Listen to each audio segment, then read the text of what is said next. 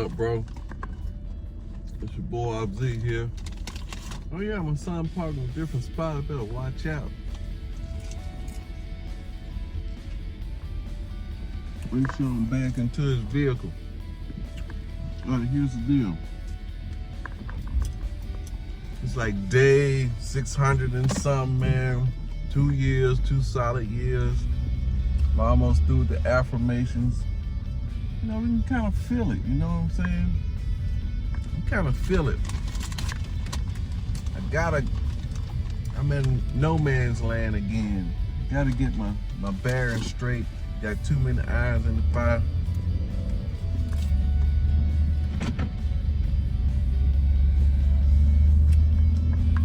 Gotta get back on purpose. Today is One Thing Tuesdays. So I listened to the One Thing yesterday.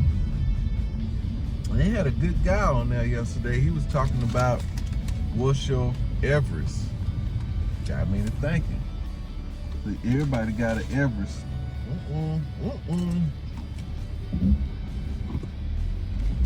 I forgot you're a little early, so you with this crowd here. This crowd be booking up. These people don't play this time. Just a few minutes early, they whipping it. But anyway, he's talking about what's your Everest, you know, your Mount Everest, you know. Say what's your dream? So a lot of dreams die because people try to figure out how they gonna get it done. Because they figure out that, hey, look, their dream is big. He said he wanted to do a multi-mountain challenge. And then he found out that it was gonna take $500,000 to do it. He said, man, we ain't got $500,000. What we gonna do? He said, but he just stuck with it. So he started making phone calls. He said, man, I'm gonna need a sponsor. But it wasn't just $500,000 just for him to, he just needed a sponsor just for him to climb those mountains, which he did, because he had the money. But he also wanted to start a foundation as well too, so he can raise money as well. And that's what the key thing is. Was using our resources. Say you always got resources. You got energy, time, muscles. You got all that, so you can make phone calls. You can go and run races. You can put yourself in the right crowd. Tell everybody you know what you're doing. Be on the lookout for connections for you, and be ready to proceed with them. You know, he said he got a lot of no's, 1,000 no's. They kept going. He said some of your biggest winners are some of your biggest failures. And that's true. Take your boy, what's your boy name? Yeah, I knew this guy was kind of off, man. Pray you make your destiny safe in the name of Jesus. He was driving a little erratic. But take your boy Hank Aaron. I think it was Hank Aaron that had the home run record, but also had the most strikeouts. So you don't talk about the strikeouts. And another guy stolen the most bases, but he also got out the most times. See, it's just a numbers game.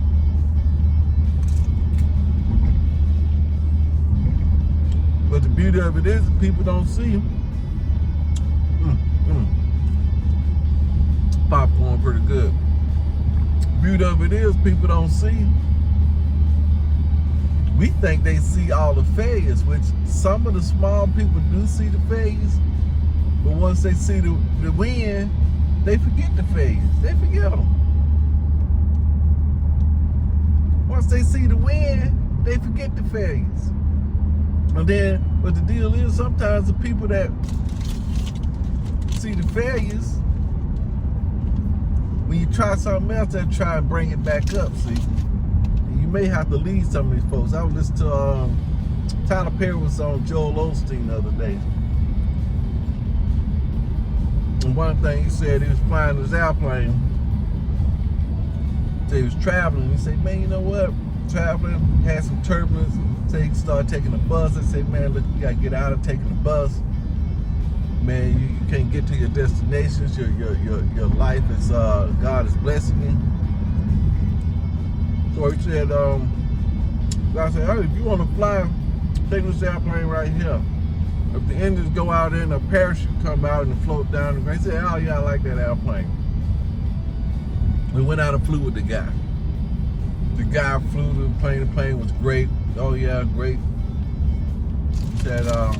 He said, I'll take it. He said, hey, let's do this, man. I want you to come back tomorrow. We'll fly it again just to make sure before you make the purchase. He said, yeah, all right, let's do it. Bet. Went back the next day. It was a different time of the day. The air was different. All that was different. A lot of turbulence. I said, no. This guy can't handle this, man. Land this plane. Tyler said he was crying, land this plane. The guy said, oh, hold on, give it just a few minutes. No, let's land this plane down.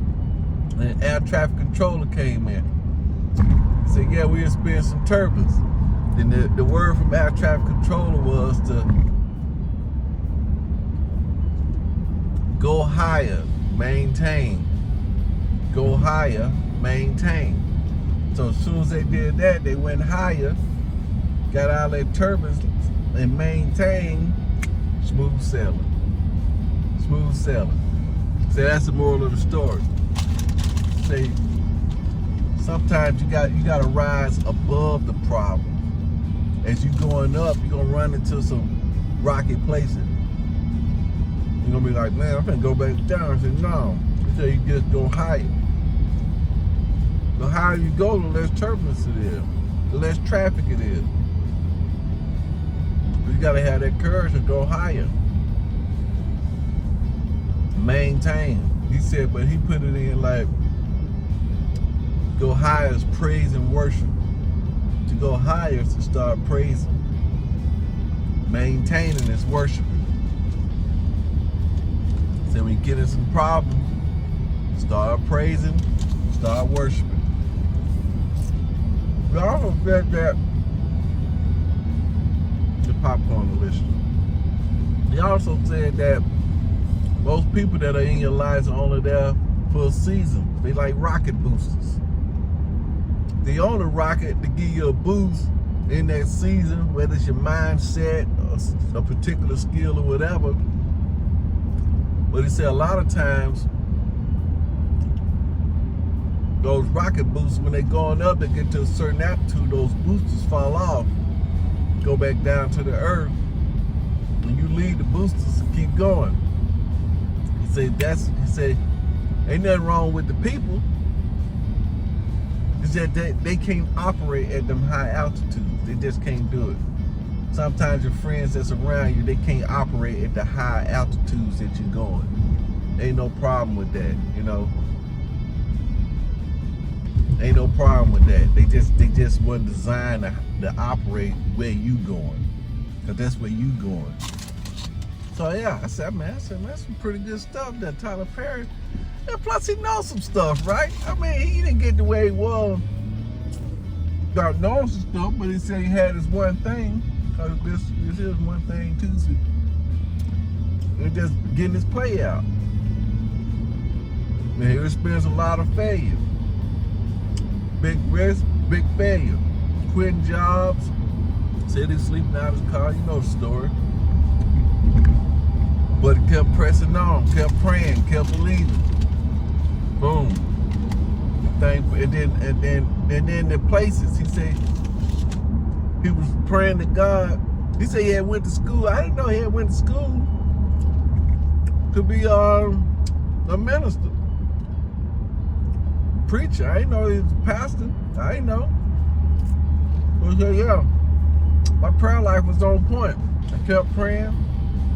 The Lord kept telling me, go here, go there. And I was like, man, these places ain't right. But he said one thing. He said at his place over there, the building that he bought, turned into that complex. So he buried a bunch of Bibles in the ground at the front gate. So when you coming in this place, you got to go over the word Then when you leave the place, you got to go over the word. So you blessed coming in, blessed coming out. But then he said that on certain stages and stuff, he's got Bibles and stuff buried up under the stages, because that word is what got him there. You want to make sure that everything is built on that word. That's what he said. You know, that makes sense. It makes sense, man. If I was in that word this morning, I was in Jephthah. Jephthah. That's where I was in. I don't know if y'all ever heard of Jephthah. But I think I got his name out of the Great Faith chapter. But anyway, they said he was the son of a harlot. Got kicked out. People went in, when he got in trouble, you know, he went out, got his own little group together. He's a fighting man, you know, having a little band of bandits. He was very smart. So in Israel was getting back in, and they ran him out of town because he was the son of a harlot, see. But then now that they trying to fight, they couldn't fight. So they said, oh man, let's go get Jephthah, man. He's one of our kindred. He said, man, what y'all want me for? Said, man, look, we know you got skills, man. We can't fight these folks. You come back, man, we'll make you king. You'll be the governor, whatever it is. He said, all right, I do it. But he made a vow to God. This is the deal. He made a vow to God. No, several things in that passage. Because these people was talking about, man, he said, man, why y'all fighting against us now? He said, y'all took our land. He said, man, we ain't taking land like that. We just asked, could we pass through the land? And y'all said no. And then your boss said, shoot, man, we're going to go ahead and fight against them. We're going to drive them out. Then they came against God, they lost. We said, since they lost, shoot. He said, if the Lord possessed some, shouldn't his kids possess the same thing? If the Lord give it to us, should we possess it? So that's what we did.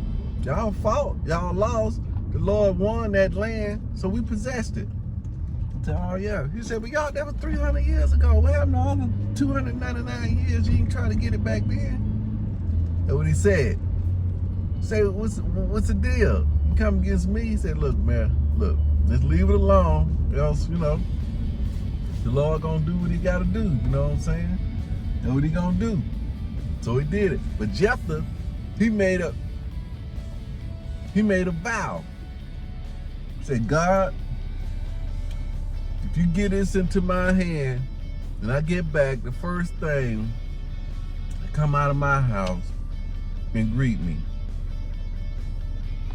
So they had a farm, you know what I'm saying? So normally, you know, like when I was small, when I get home out of school, my dog first one out there, you know, gonna greet me. So yeah, he said, okay then. So he said, yeah, I'm gonna offer as a burnt offering, sacrifice. Sure enough, the Lord delivered. Boom. When he came home, his daughter came out. He said, no, not my daughter. That's my only child. That's the only thing I got. That's my only daughter. I ain't got no sons. I ain't got no daughters. That's all I got is one little girl. And she came out singing, praising. And then,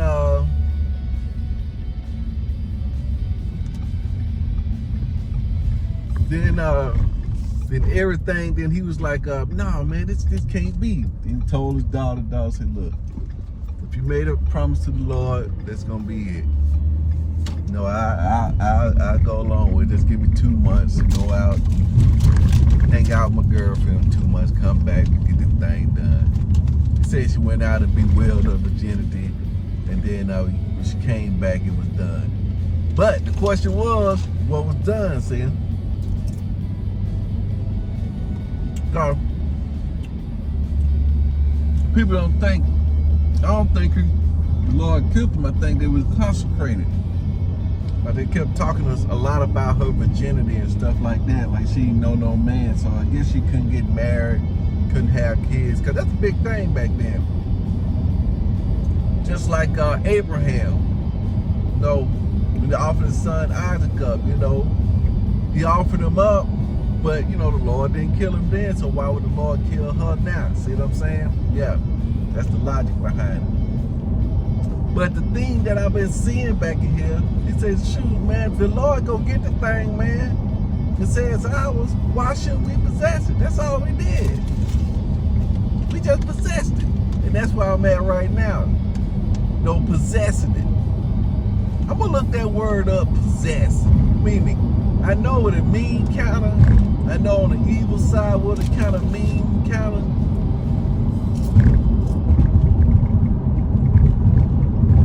But it's a thing that I need to do mentally. Part of my mental rehearsal. Some people say feel the thing, convince yourself that you have it. And I call it Excalibur, the right for air. If you are the right person, then those things are just what you got. That's the person who is now. To get that, you got to become that person. That's why I'm listening to this guy talking about lose your mind and make a new. So that's where we at on that. So yeah, all that kind of stuff. I'm gonna read up on this possess, see what that is. But I think that's a key word for the day. The one thing is possess, possessing, possession. Yeah. We're gonna see, man, because we gotta get through this. I gotta go back and look at my efforts is, you know, just me and my family being able to do the travel as a whole family. If we want to go to Spain and live for 6 months, a year, whatever, we can do it. If we want to go to New York and live for 6 months, we can do it. Either in the camper or not in the camper, because we was thinking, oh man, you know, people jobs, I guess we could take a leave of absence.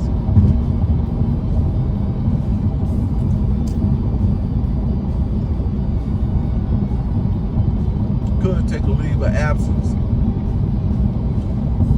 make it happen. But if I won the lottery or start that successful business, those are 2 ways. Gotta be a 3rd way. We're gonna keep our faith on it. Peace out and do it to it.